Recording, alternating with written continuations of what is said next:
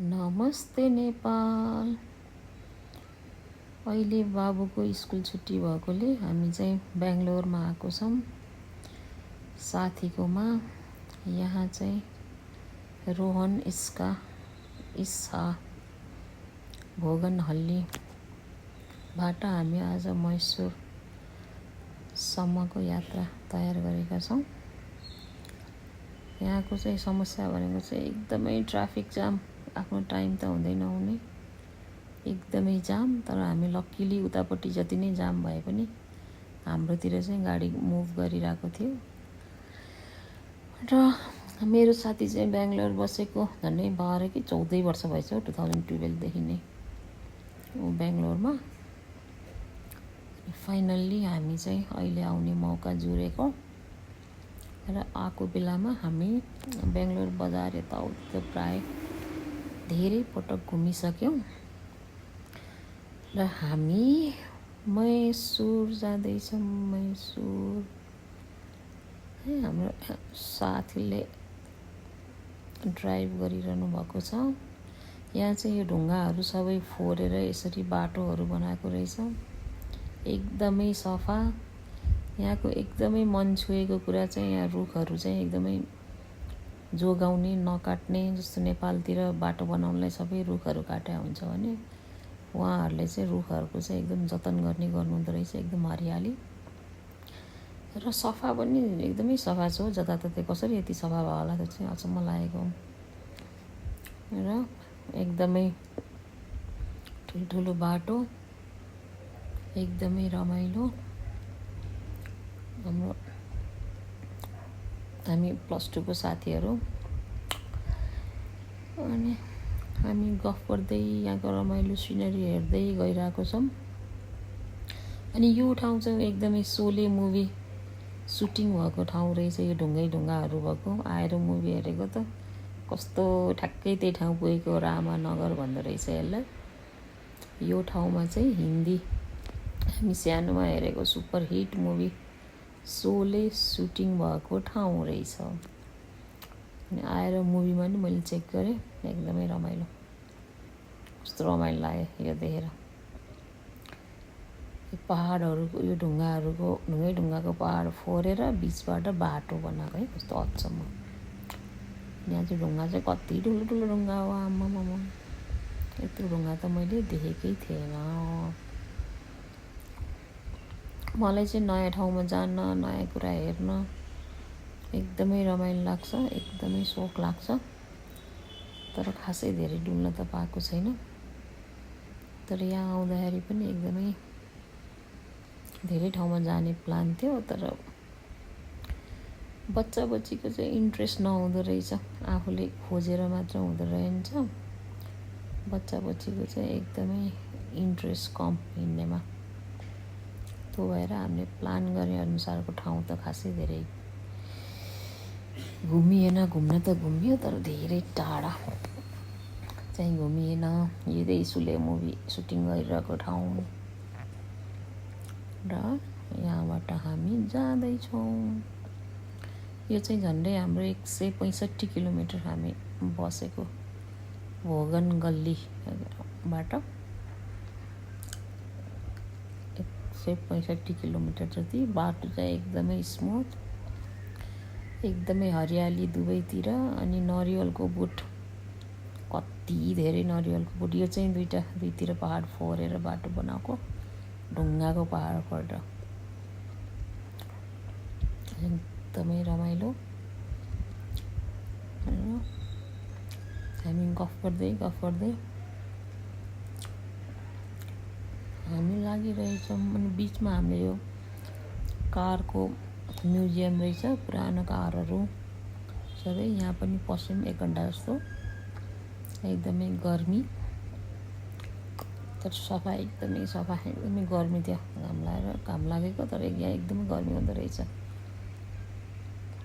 पहिला सरसफाइ चाहिँ एकदमै राम्रो। यहाँ भगवान् चाहिँ यति धेरै माग्ने कि भगवान्को मूर्ति त जता पनि भगवान्को मूर्ति। यो चाहिँ हाम्रो यातायातका साधनहरूको विकास क्रम सुरुमा के थियो, हुँदै कसरी विकास गएको यी कुराहरू चाहिँ मजाले मिलाएर म्युजियममा राख्नुभएको छ। एकदमै इन्ट्रेस्टिङ लाग्यो चाहिँ हिस्ट्रीहरू मजाले कारको हिस्ट्रीहरू चाहिँ यहाँ देख्न पाइन्छ। यहाँ हामी एकदमै घुम्यो। प्रायः चाहिँ कतिजना मान्छेहरूले चाहिँ डोनेट गर्नुभएको रहेछ, उहाँहरूको नामसहितको कसले कार दिनुभएको नामसहित गाडीको बारेमा डिटेल राखिएको छ। गाडी मात्र नभएर यहाँ ट्रकहरू अनि बाइकहरू पनि छन्। बाइकहरू कुन कहिले बजाज सबै बाइकका मोडलहरू कहिले आयो साल सहितै छन्। एकदम रमाइलो लाग्यो मलाई, एकदमै इन्ट्रेस्टिङ। म्युजियममा नि हामीले एकदमै इन्जोय गऱ्यौँ।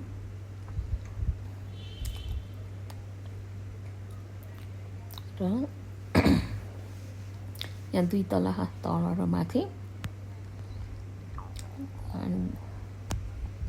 सबै हेरेर कस्तो युनिक। यहाँ छुन यताउति डोरी क्रस गर्न नपाइने, एकदमै राम्रो, एकदम मन छुएको कस्तो। कारहरूको या यातायातका साधनहरूको विकास क्रमहरू चाहिँ यहाँ मजाले एक्सप्लेन गरेको छ। अनि यो चाहिँ हाम्रो राइट ब्रदर उडिरहनु भएको छ माथि। अनि तल माथि 2 तला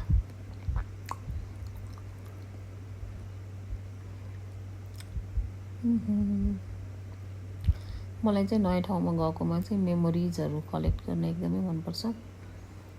यो चाहिँ अनि पछि बुढेसकालमा अब के हुन्छ है, अब कस्तो हुन्छ के हुन्छ, तर आफूले यसरी भिडियोहरू फोटोहरू बनाएर राख्यो भने आफूले हेर्दा टाइम पास गर्न पनि सजिलो हुन्छ भनेर मैले प्रायः टिकटक र युट्युबमा भिडियोहरू बनाएर राखिरहेको हुन्छु। यो चाहिँ केवल मेरो आफ्नो लागि, पछि हेरेर विगतहरू सम्झिँदै रमाइला पलहरू सम्झिन काम लाग्छ भनेर मैले प्राय बनाइरहेको हुन्छु। अनि तलतिर पनि बाइकहरू ट्रकहरू छन् है। टायर पनि कत्रो टायर हुन्। यो आर्मीको गाडीहरू सबै कुराहरू छन्। पनि एकदमै इन्ट्रेस्टिङ लागेको, मलाई एकदम मन पर्यो। यो बाटोमै परेको भएर हामी यहाँ छिर्यौँ। र यसपछि हामी यतापट्टि सकिसकेपछि अर्को साइड चाहिँ यसको है, यो कारहरू अझै सकिएको छैन। साधनहरू, सवारी साधनहरू। अनि त्यसपछि हामी अर्को साइडतिर जाँदैछौँ।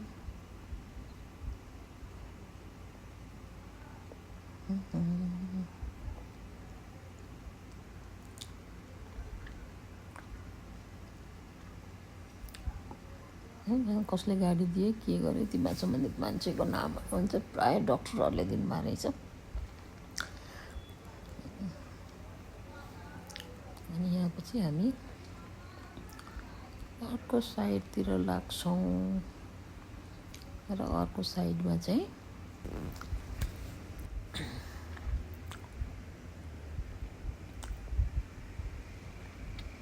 यो चाहिँ मलाई एकदमै मन परेको कार। हामी 3 जना गएको। मेरो साथी र बाबु फोटो खिच्न नखोज्ने नमान्ने। अनि अर्को साइडतिर चाहिँ भगवानहरूको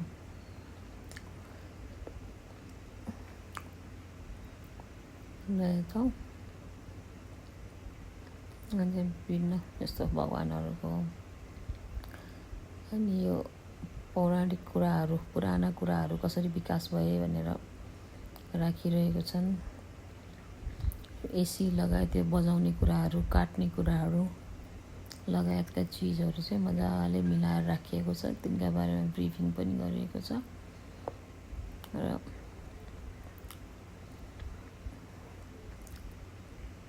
अनि त्यसपछि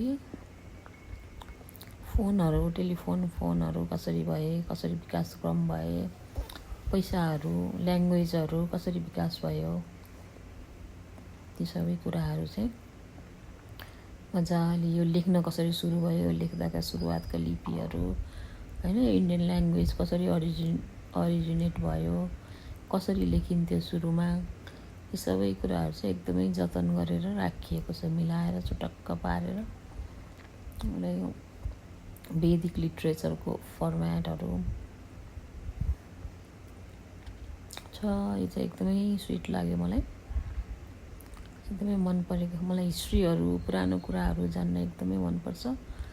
र यहाँबाट हामी अब निस्कियौँ, मैसुर प्यालेसतिर जाँदैछौँ। हामी प्यालेसमा पुगिसकेछौँ हो। एकदमै राम्रो, सफा र हरियालीको त कुरै नगरौँ है, यति हरियाली, यति सफा। यो चाहिँ मान्नै पर्छ, हामीले प्रकृतिलाई कति धेरै माया गरेको छौँ। यहाँ प्रकृतिसँग जोडिन सक्यो भने मात्र हामी मान्छे हुन्छौँ होइन। सबै कुराहरू यसरी जतन गरेको छ, बिरुवाहरूदेखि लिएर रुखहरू होइन, कतै पनि त्यसो काट्ने छैन। बोटहरूलाई सुरक्षित राखेर त्यही अनुसारको बाटोहरू बनाइरहेको हुन्छ। चाहिँ एकदमै राम्रो लाग्यो र एकदमै मन पर्यो।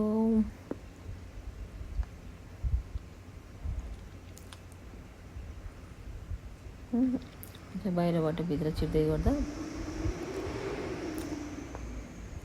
बाहिरको गेट, एकदम कम्पाउन्ड एकदमै राम्रो, हिस्टोरिक प्यालेस मैसुर प्यालेसमा हामी छिर्दैछौँ।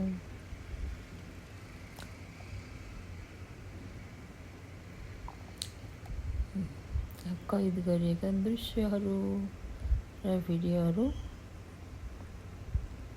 एकदमै राम्रो प्लेस, प्यालेस पनि प्लेस पनि। म चाहिँ आफै भिडियो बनाउँदै आफै गर्दै गइरहेको छु। मेरो बच्चा फोटो आफू त खिच्दैन, मेरो पनि खिचिदिँदैन।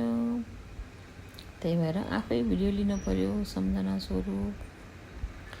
भित्र छिरिसकेपछि एकदमै यस्तोरी बनाएको छ नि यो बिल्डिङहरू, त्यो बेला नि कसरी बनायो होला जस्तो फिल हुने। आर्टहरू त्यस्तै छ, पेन्टिङहरू त्यस्तै छ है। यो बिल्डिङहरू पनि यस्तो मजाको, पिलरहरू कति ठुल्ठुलो है, माथि भित्ताहरूमा नि पुरै पेन्टिङ गरेछ।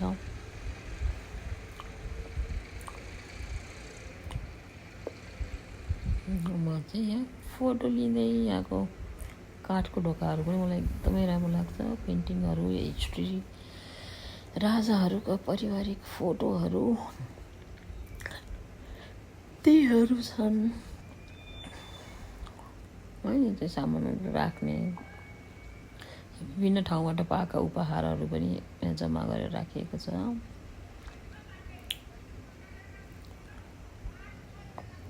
एकदमै दामी, मन छोयो मेरो, एकदमै मन छोयो है। स्वर्गै जस्तो फिल हुने भित्र छिरिसकेपछि त। तपाईँहरू बेङ्गलोरतिर आउँदाखेरि चाहिँ पक्कै यो प्यालेसतिर घुम्न जानु होला। तर यहाँको ट्राफिक जामको चाहिँ केही न केही व्यवस्थापन गर्नुपर्छ। आधा समय त बाटोमै जाँदो रहेछ। सबैजना यसरी हामी मजाले घुमेर यसपछि चर्च पनि गयौँ। उता एक्वेरियम थियो, खाजासाजा खाएर फर्कियौँ।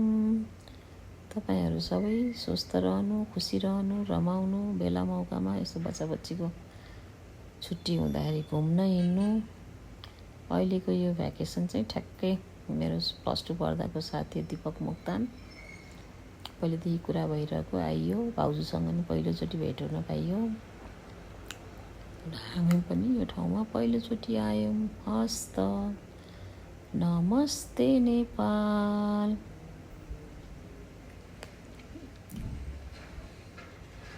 Take care, good night everyone. यो भित्रबाट बाहिरको दृश्य। धन्यवाद।